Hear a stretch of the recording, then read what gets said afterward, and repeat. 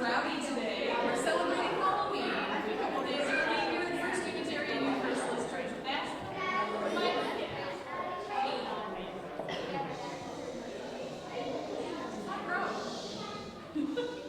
Good morning and welcome to First Unitarian Universalist Church of Nashville.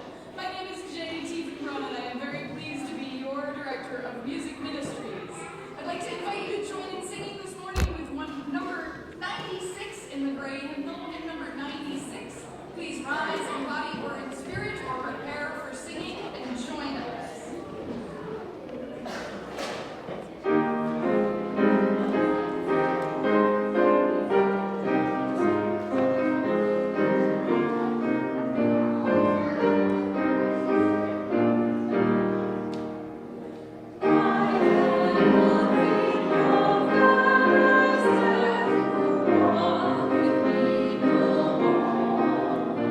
Oh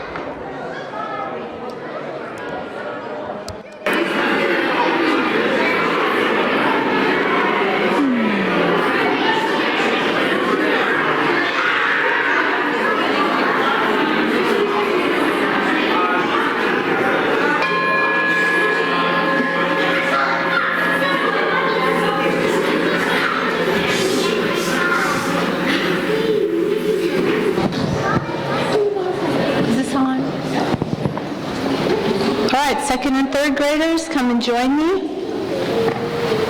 Come over here. Good morning. Join us in our chalice lighting. This is the chalice lighting that we say in the second and third grade class.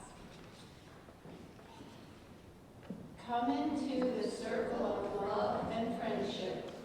Come into the community of justice and goodness. Come and you shall know peace and joy.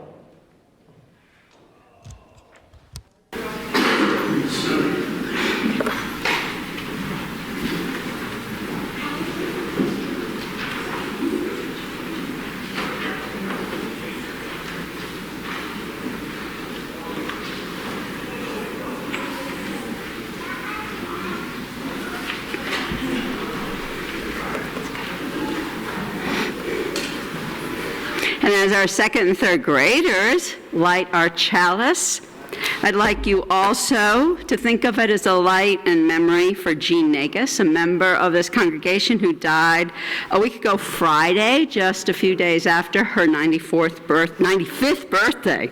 Jean was active in her covenant group here for 13 years after moving to Nashville from Rochester, New York, where she was an active member of the First Unitarian Church there for decades. Jean's ashes will return to New York to be joined with her husband's. Our condolences to her family and her friends. And now I'd like to invite you to join your hearts and minds in the spirit of worship. The earth is turning towards darkness as we pause one halfway between the autumn and winter solstices. We may call this pause Halloween, All Hallows Eve, or Samhain. Legend tells us that on this night, the veil between the dead and the living is at its thinnest. It is a night to remember our dead, to grieve for them and celebrate their lives. For some of us, it is a night of dread and grievous sorrow. For others, it is a night of loving reflection and joyful memory. Let us hold all of these feelings as we move together through the valley of the shadow of death. If we hold one another's hands, we need fear no evil.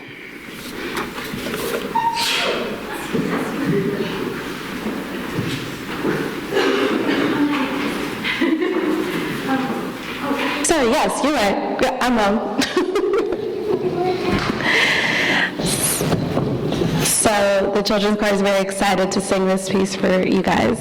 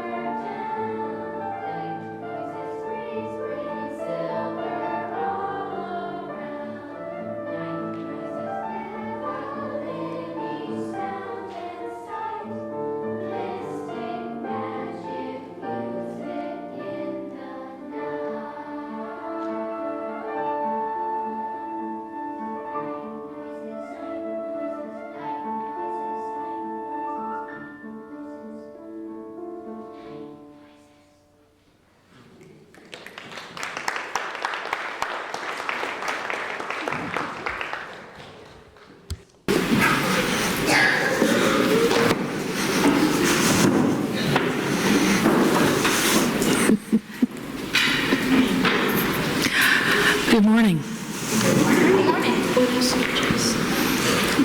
Buenas noches. July 27, 2008. It was a very special day for the children of Tennessee Valley and West Side Unitarian Universalist churches in Knoxville. They were doing a presentation of the musical Annie that morning at TVUUC. A man came that morning determined to spread terror. But what rose up was love. Love and commitment. Things happened very quickly, and some of us who were here in this sanctuary that morning remember hearing about it during our services. 8 people were injured. 1 was gone forever, and another would be gone shortly. People in that congregation rose up, and they stopped it, and they made sure that no more harm would come on that morning. But still, it had deeply affected everyone. And what about the children? There were 25 of them. They were safe. One of the very first things that happened was that the teachers, not too fast, not slowly, but surely, got them out of there. They went next door to the Second Presbyterian Church, which went on lockdown and took care of them, made sure they were safe and they were secure. That was the first priority on that day. But that was only the beginning. What followed that year and all the years since was a gathering of people who cared for each other. One of them said that she felt like she was surrounded by angels. The people who held each other, the people who brought water, the people who came from the UU Trauma Ministry, from the Unitarian Universalist Association, all of the messages and the care that they received from Unitarian Universalist churches across this country, and everything that was given them by all of the other faith communities in their city. The churches, the synagogues, the mosque, everyone gathered together to be the angels on that day. Just as we have children in costumes this morning, it is abundantly clear to us where our priorities lie. And those children from 11 years ago, they are in high school and college now, and they are rising up. Just as you've heard of other young people across the country, they too are growing into their power and into that love to stop this violence. And they look at their parents as the models, the other adults in their church. When that man pled guilty, they spoke up against the worst penalties that he might have faced. So as those children grow up and become the angels to care for others, as our children, despite the costumes they may wear today, are all angels, we remember those words that we've often heard here in this sanctuary. Very simply, very clearly, love is the spirit of this church. And so ends the story.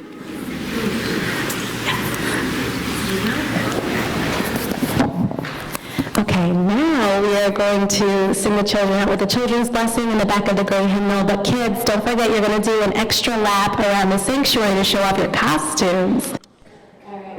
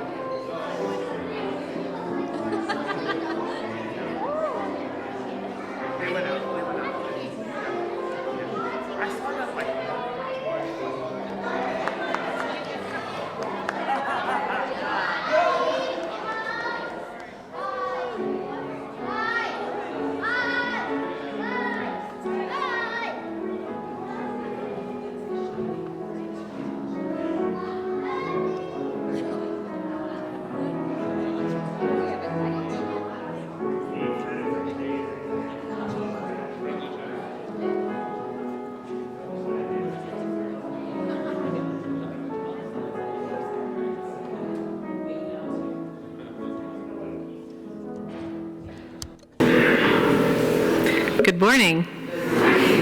My name is Rachel Rogers. I am a member of this congregation. I'm a member of the worship committee and also serve on the board as program council chair. It is my pleasure to welcome you here in the sanctuary and those joining us online to worship this morning. In order to reach a wider community than those able to be physically present on Sunday mornings, our services are live streamed on YouTube and Facebook. Joys and concerns are not live streamed or recorded. Before I continue, let me remind you to please silence your cell phones. As Unitarian Universalists, our spiritual paths vary, but in this congregation we have made a covenant together.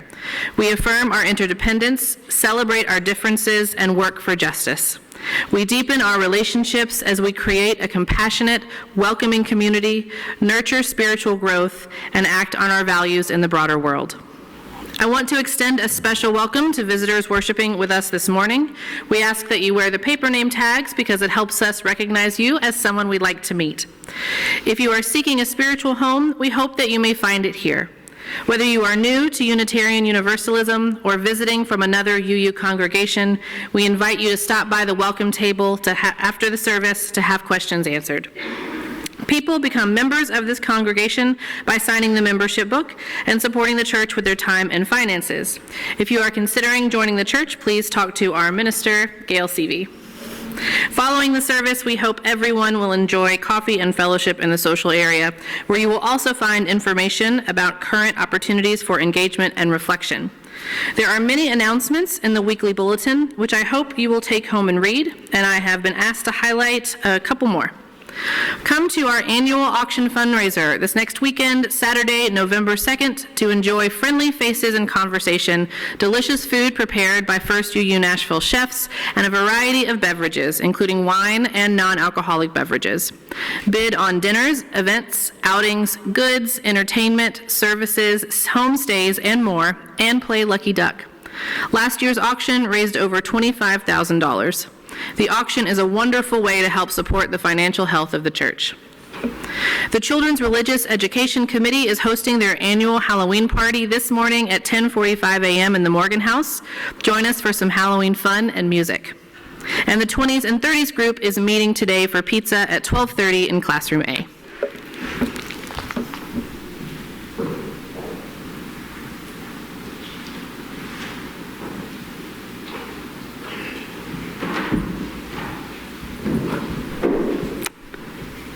I'd like to invite you all to take a deep breath. Bring yourself more fully present to this sacred space, to this gathered community, and to yourself.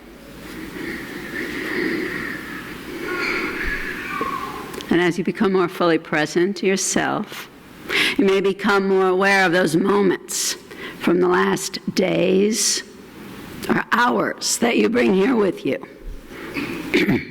especially those moments that have struck your spirit at its core.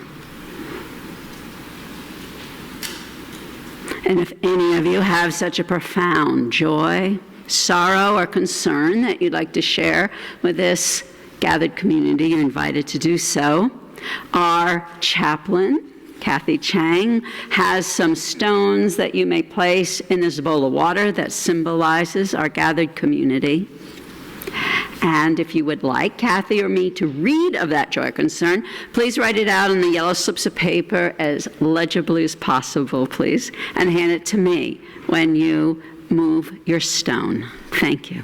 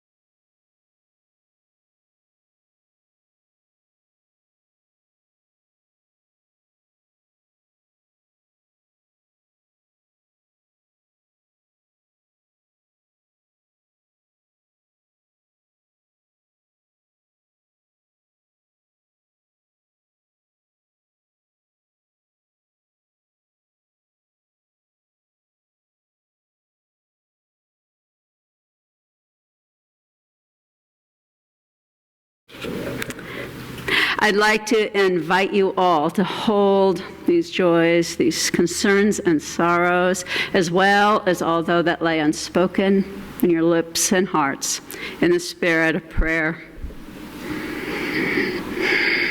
Spirit of life and love. In this time of darkness, in this time when we're invited to look face to face with not only our joys, but also our fears, our sorrows, our pain and grief. We hold one another in comfort. Help us to know when to resist, when to know that something is being done that harms others, that hurts them, that causes death and sorrow. Help us learn to name that as evil and to resist it in ourselves and others. At the same time, oh, it's so hard sometimes to do both. Help us open our hearts in the face of death and pain and grief. Open our hearts to one another and resist numbness and reactivity, so that we may learn that death and pain is indeed for us all. And we want to learn to go into it with acceptance.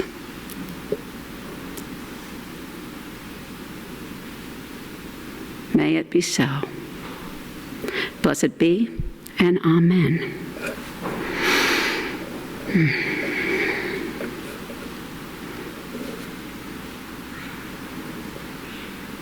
In a minute, we will be passing the offering plate.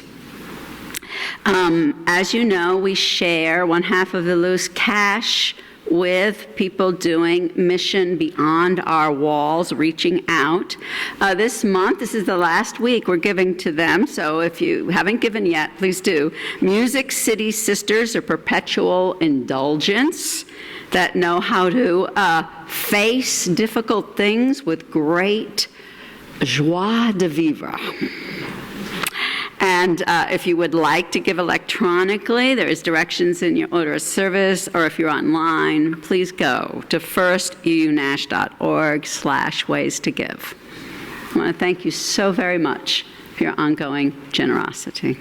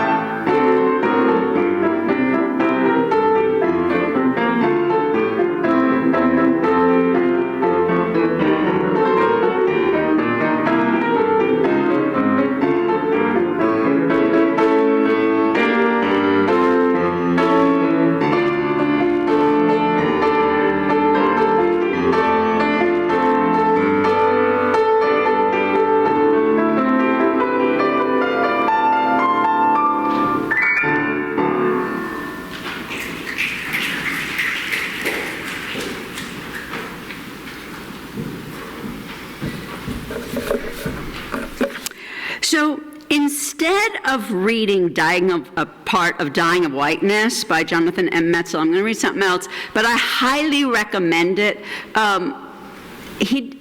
Jonathan Metzl is a sociology and a physician professor over at Vanderbilt, and this is kind of an all-city read. People are gathering at the public library on Tuesday night. You have to sign up, but it's free. But it's a wonderful exploration of really public health issues, and how larger societal forces keep us from creating safety for ourselves. It's called Dying of Whiteness, and there's one whole section about gun laws in Missouri, and it really shows in ways that some of us have been trying so hard to understand some of the deeper societal forces that allow us to keep looking at gun safety the same way we look at, let's say, automobile safety, with laws that help us protect each other. So I highly recommend it. But for church, I wanted to read to you from a message from the club No One Wants to Join, which was an op-ed in the New York Times right after the school shooting in Florida it was in February of 2008. And it's by Gregory Gibson, who happens to be a close friend of mine, and I wanted to share this with you.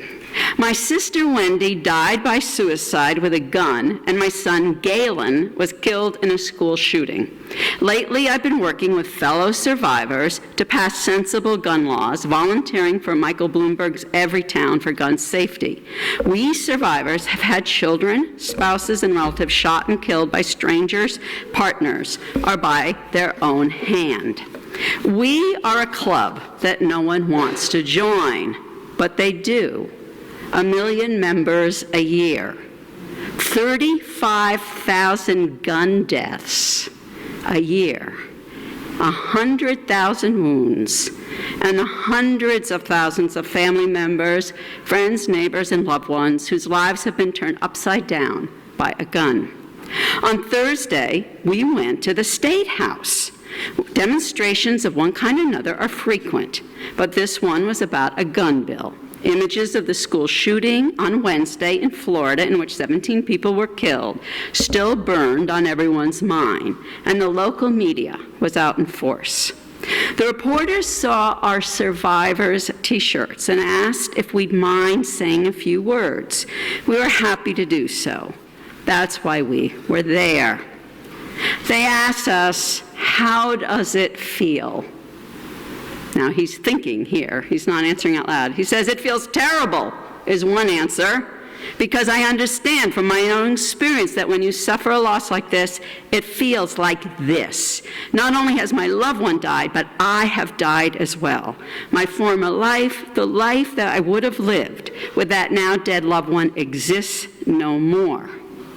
But I told the reporter it feels like it did the last time, and the hundreds of times before that. My son was killed 25 years ago. It doesn't seem possible that this could keep happening. How can it keep happening, the reporter asked. It's just too easy to get guns. So ends my reading.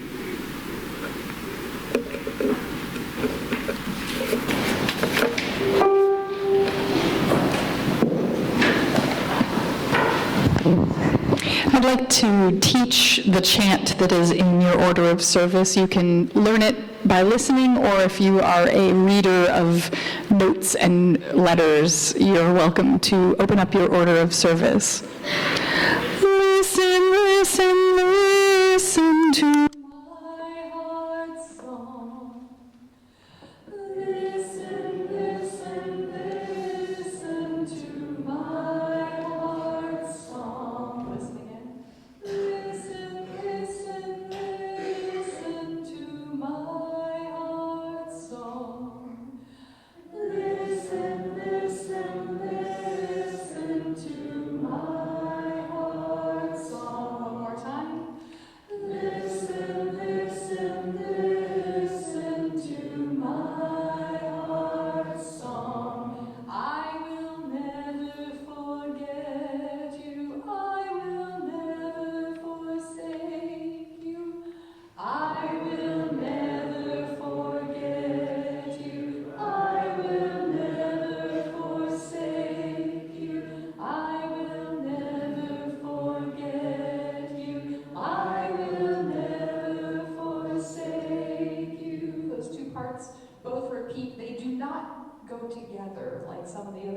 we've done, so don't try and partner song it. Those of you that are harmonically inclined, you may harmonize when we sing this later in the service.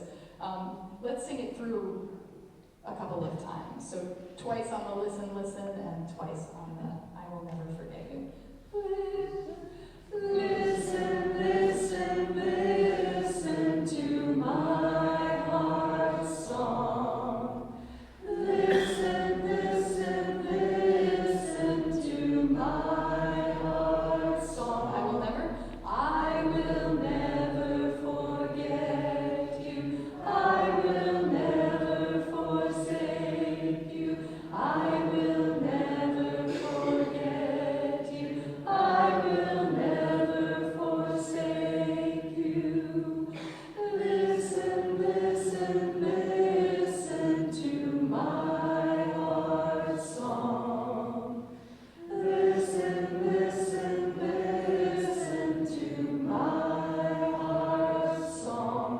I will never forget you. I will never forsake you. I will never forget you. I will never forsake you.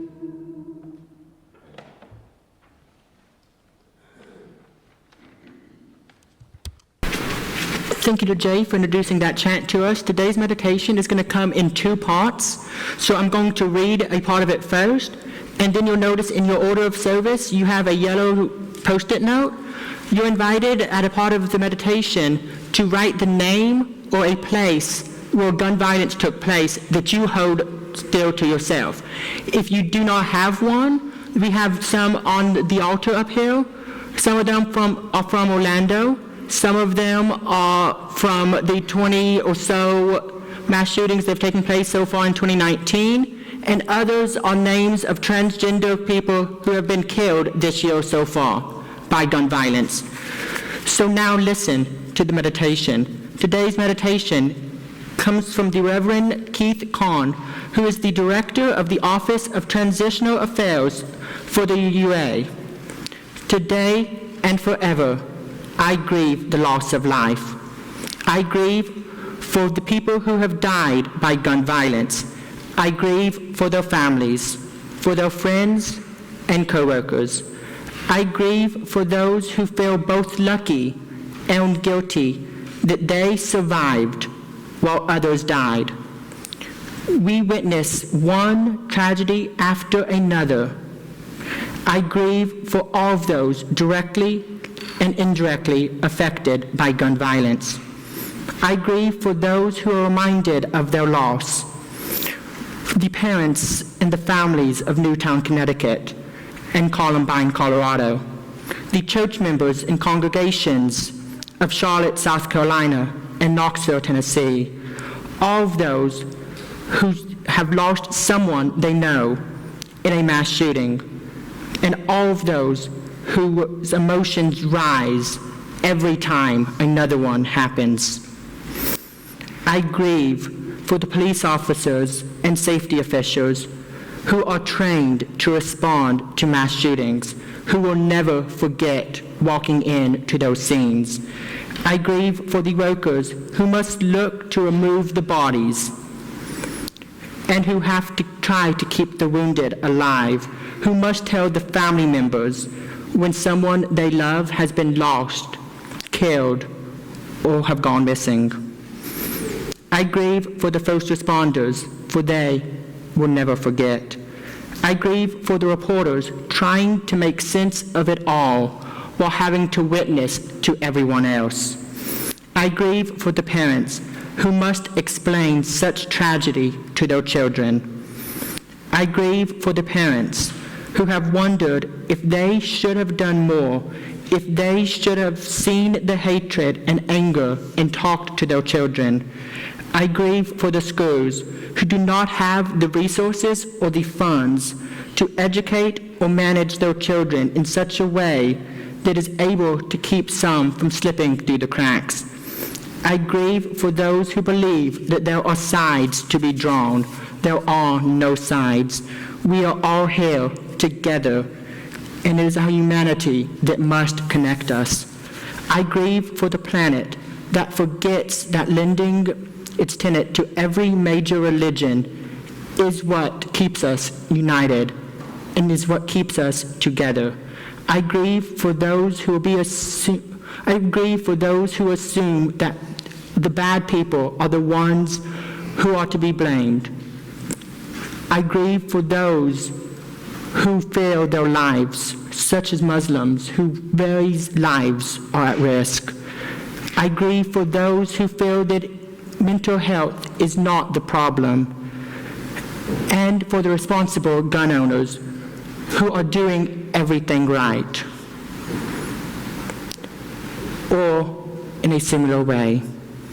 Now I invite you to come forward or to use one of the slips of paper in your order of service during our reflection or during your personal reflection. At this time, we will also sing the chant that Jay laid out for us. Listen, listen, listen to my heart's song. Listen.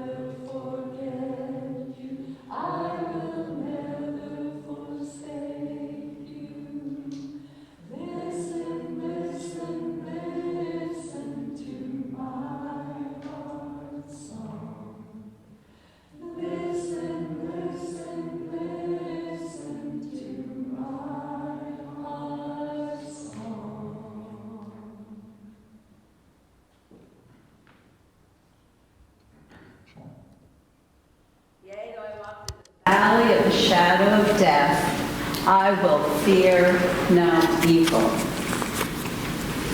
Yea, though I walk through the valley of the shadow of death, I will fear no evil. I'm going to ask you, if you've written a name, to hold on to these. We're going to go out to the columbarium at the end of the service, and we're going to place them in our community's place of memory together. Gun violence requires us to do a very complicated dance in our spiritual journey. It requires us to separate our understanding in response to two very different things. On one hand, we see evil, which is simply when people do things that grievously harm others out of their own self-interest. And on the other hand, how we learn to relate to death. Death is a natural thing, isn't it? Something we all face. Everyone we love will die, we will die.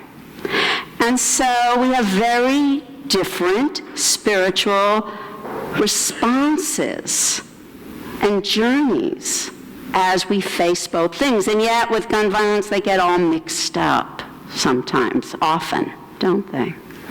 So I've learned over the years that people respond so many different ways on these spiritual journeys, and it's all good. There's no one way to walk the spiritual life. That's why we nurture one another's spiritual paths, because they're all so different. My friend Gregory Gibson, we always called him Gregor. I know his journey because he wrote a book about it called Gone Boy, A Walkabout. And in it, he actually started writing it a few years after his son was killed in a school shooting by another student, a random shooting. In this shooting, it was at Bard College 27 years ago. Two people, a teacher and Galen, were killed, and the security guard at the school was paralyzed for life, and another student was severely injured but has recovered. Now, nowadays, we don't count only 2 people dying as a mass shooting, by the way, which is terrifying in and of itself. So he and his family, his wife, and 2 children were devastated, of course. But 2 years later, there was a trial of the young man who did the shooting. And during the trial, Gregor started a diary. And all of us who saw this diary encouraged him to keep writing afterwards, because he was on a quest. That's why he called it a walkabout. He wanted to understand. Now, I don't think he understood that he had 2 things he was trying to understand. He wanted to understand how this kid got this gun and did what he did. He also wanted to understand how to live with this grief and pain. His pain, the pain of his wife and his children. And how do you live with that pain? How do you help each other? How do you comfort one another? And what's wonderful about the book is Gregor, he really talks about his anger. He was so angry. He sought revenge. He sued the hell out of the school. He was angry out of gun companies. You can't sue gun companies. He was furious. And then over the years, he was allowed himself to feel that pain, that grief, that sorrow, that loss. And by the end of the book, which he finished about 8 years later, he actually felt happy that he'd had this son, even though he'd been killed. Happy that he'd had that love in his life. And yes, he could see the joy and the pain that he would always have. He could be with the others who experienced grief in different ways. His son, his living son, his younger son, would say, Dad is just an intellectual. He has to understand, which he thought was very weird. And so the other unwrapping of this was to understand how this could have happened. And that was part of the spiritual journey too. For him, not for everyone, but to do that research, to understand the sociology, the history, what's happening with guns, how the gun industry works. That search to understand evil that looks so, you don't see evil. All its little bits and pieces are so benign looking sometimes. So he had this dual journey. Now, my son, who at 15 had to be the pallbearer of one of his very best friend's funerals in the Unitarian Church, he grieved differently. He had a different spiritual journey. Because when you're 15, you don't believe anybody's going to die. And how could Galen die? Galen was kind of the leader of the pack when they were all growing up in the neighborhood. He was a natural leader.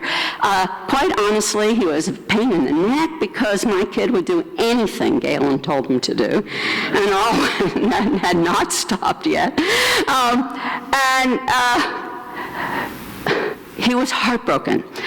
But there was a group of kids that were heartbroken. And you know how in the Jewish tradition, if you have a minyan, if you have 13 people and you set Shiva for a certain number of days and you just sit there in the house of grief? Well, my son and his friends set Shiva in that house for about 4 years. Anytime they could get together, they were there, sitting. They didn't really have words for it. They talked a lot. They drank a lot of Moxie, which is a soda in New England. And they talked a lot about chicken jokes. And they would never really share with us adults what the chickens were about. But there's a lot of chickens of all kinds on Galen's grave. So that was how they dealt with it. And they're still all very close friends today. Caleb now has helped Gregor do a thing that is very controversial in Gregor's family. Gregor, when he wrote his book, the person who did the murder, who's in prison for life, wrote to Gregor, and he started a conversation with him. He eventually met him, and they've actually been making public service announcements together, saying it's too easy to get a gun. Very simple message, but that is what the murderer said. It was too easy for him as a messed up kid to get a gun. And so, my son is in media, so he's been helping them promote these things. And it gives him a sense that he has found a way to deal with evil. Now, every time there's a school shooting, my son gets depressed. It reminds him of what happened, and he's just overwhelmed with sorrow. And he has 2 children, and they see him that way, and they say, "Dad, what's wrong? Pa, what's wrong?" And he tells them, "There was a school shooting. People died." It reminds me of my friend and how sorry I am, how much I miss him, and how much their families will miss them. And I didn't really understand how that affected my children until, I didn't know, about 5 years ago that all our kids in school do lockdowns and practice what to do if there's a shooter. And we were playing school, and the girls were 5 and 7, and the older one, the 7-year-old, was the teacher. And she says, "Oh, we're on lockdown. There's been a shooting. They killed the principal. And you're here, and you're safe, and your parents will come and get you." She said it very calmly, just like her dad talks. And I went, oh, they have learned to talk about this. But it was also shocking that this is something they had to talk about. So that's how he's dealt with it. And what I have realized over the years is there's so many. I have ministered to people when someone they loved was shot themselves. We've had several people here at church have relatives that shot themselves. We have ministered, suicides, to accidents. I've ministered to several ministers who have had to deal with a child shooting another child by accident in the household. The numbers of people, 35,000 people a year shot, are so overwhelming that it's so easy to be reactive in 2 ways. One way we react is to numb ourselves, right? I just can't take that in. It's just overwhelming. All those numbers. Every time there's a shooting, there's more numbers. It's overwhelming. But I also know that so many of those are one-on-one. More people in Chicago are killed by shootings every day than are any of these mass shootings. There was just last year 68 family violence shootings in Tennessee where family members died. So the numbers are huge and overwhelming. Of course, we numb ourselves, or we get reactive. We get angry in just a reactive way and stomp out and yell and scream at somebody or anybody, blame somebody. And, I've done both. I've been there with both. But the spiritual journey invites us to use those as clues when we find ourselves reactive or numb, to do something different, to learn something different. And the only way I can do that is to remember the people I know. I know 2 people personally who were killed from gun violence. I have to remember them. I have to remember them. Galen. I have to remember. I'll never forget when the first time his parents left the kids, and Galen was in my care, left for a weekend. And he was supposed to check in, because the kids were all over the neighborhood all the time, and he did not check in. And so I was calling all the neighbors frantically, trying to figure out where he was. I finally found him at one of the neighbors' house, and he goes, Gail, at 11, they thought that was very, very rude. Gail, you take parenting much too seriously. And then, of course, he started going to the youth church with my son, and he became the leader of the youth group. And then he and my son went to every teenage con, is what they call the conferences, all over New England. They knew every young kid from New Jersey to Maine, and again, Galen was always the leader. So when I remember him, my heart opens up again. I am no longer numb.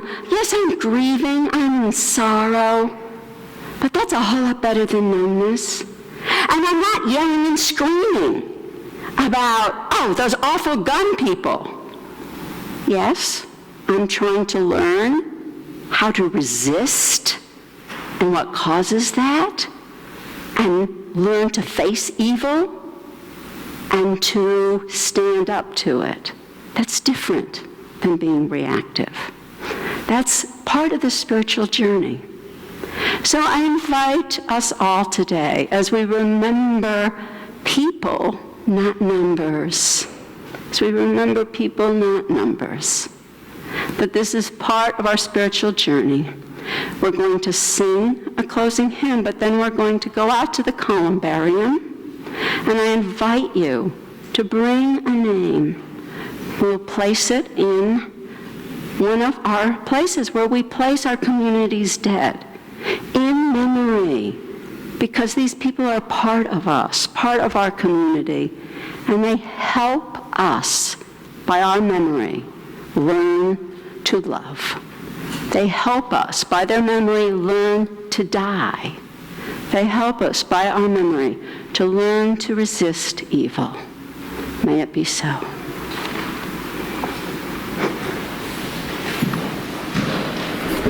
Please rise in body or in spirit, or prepare for singing number 1025 in the turquoise hymnal. When will the fighting cease? This is English words to the Da Pacem Domine part song. When will the fighting cease? When will the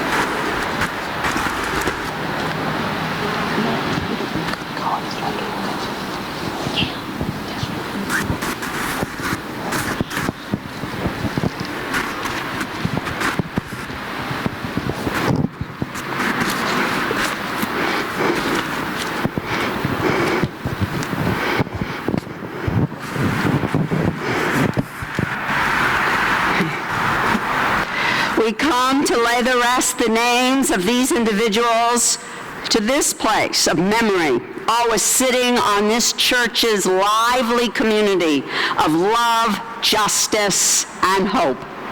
Each of these people is remembered wherever they were loved, wherever their loved ones may be, forever defined not by the tragedy of their deaths, but by the miracle of their lives.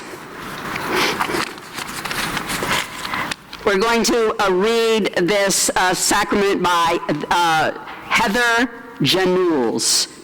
They once dwelled among us, the people of memory. They who knew us, they who taught us, they who heard us, they who loved us. They touch our lives time and again through their presence and their absence. Through familiar scents and favorite songs, through old stories and renewed sorrows. As the earth turns and leaves fall, we reach back to renew the bonds between us. With hearts and hands open, we hold on to love, ever stronger than death. We reach back in gratitude and understanding. Without our time together, the pain and the joy, we would never be who we are today. We would have little to pass on to ourselves. Without fear, with thanksgiving, and with hope for all that awaits. We remember those who have gone before. We honor the circle of life and death and our place within this sacred thread. I'm going to invite you now to place your names in the columbarium. We have a microphone. Roddy will hold it to you so that you can say the name out loud as we place it. So, Gail and Gibson. Yamal Hazara Sabah.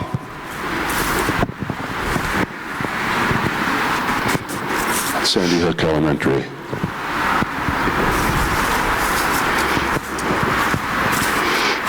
STEM School, Highlands Ranch in Douglas County, Colorado. Buzz Malatsky. Jeff Baker. Is that on? Doesn't sound on. Oh, I guess so. Yeah. Jerry Gorney and Ron Davidson.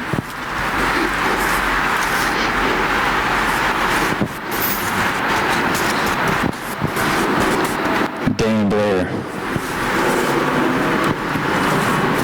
Galen.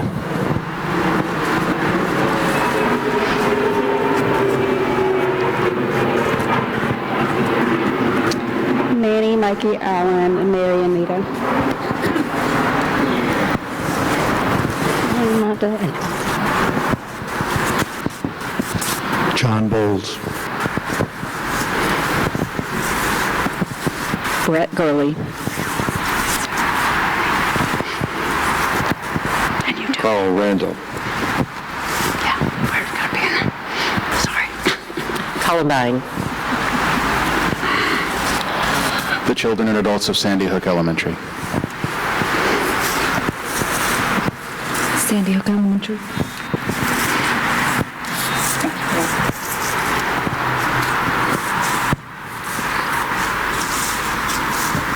Without fear, with thanksgiving and hope for all that awaits. Oh, Roddy. We honor this circle of life and death and our place within this sacred thread. And now, extinguish the flame. Please join me for the chalice extinguishing. We extinguish this flame, but not the light of truth, the warmth of community, or the fire of commitment. These we carry in our hearts until we are together again. And I'm going to invite you all as we're going to sing the benediction, and Jay will help us with that. I'm going to invite you to place dirt in the columbarium that was dug out, if you would like, as you leave and sing. So since we'll be leaving, I will say now, the service is almost over. Let our service begin again renewed. Go now in peace, go now in peace.